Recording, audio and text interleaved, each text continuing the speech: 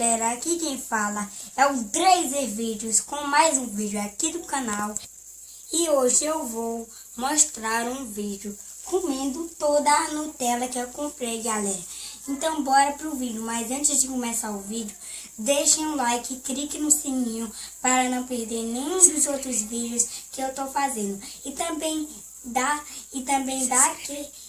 se inscrevam no canal, galera, que nós vamos bater a meta de 100 likes. Estamos perto de bater. E clique no sininho também para não perder nenhum dos outros vídeos lá do YouTube, galera. E nós vamos assistir depois lá, galera, os vídeos de vocês. E se o Lucas Neto estiver assistindo, eu vou comer a Nutella, galera. Todinha, galera. E ela tá novinha. Então bora pro vídeo, galera.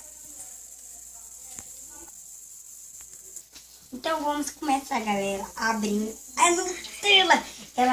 Ela tá coitada demais, galera. Porque ela tá seca, que eu tava comendo ela quase toda. E bora começar. Antes que a câmera descarregue.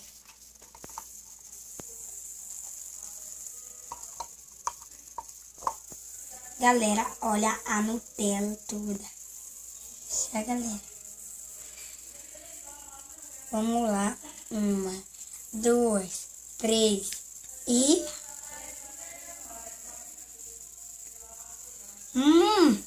É muito bom. Ela derrete na boca.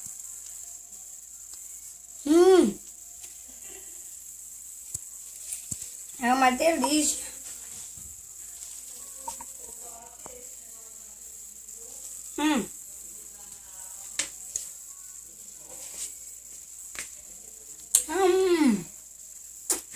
Delicioso.